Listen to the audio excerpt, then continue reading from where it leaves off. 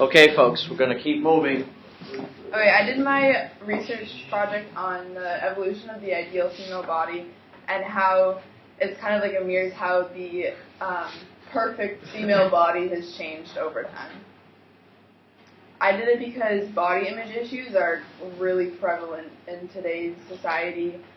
Girls struggle and guys struggle with it a lot, but I'm going to focus on like the female side of it.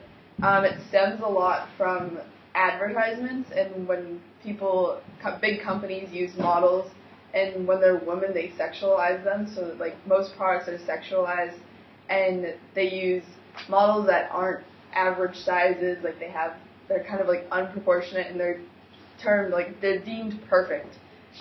They use Photoshop a lot too. Like in that picture of Mariah Carey, you can tell that like they changed a lot of things just to make her perfect, and it sets ridiculous ideals for average women.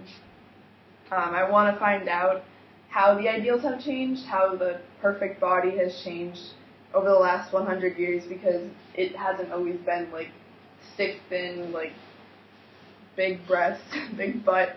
And I want to find out the different extremes that women used to go to. Like people end up with eating disorders. When we didn't have like Photoshop and stuff like that, women would actually, for photos, like take corset type things and like tie their waist together, so like they would be sucked in, and it was so bad for their body, but they would go to very extreme places.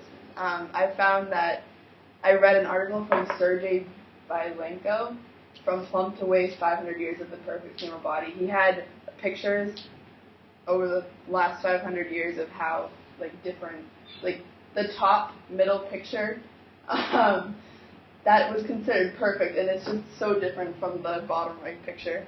But he said that he came to the conclusion that what humans think of as the perfect body often swings drastically from one end of the spectrum to the other over time.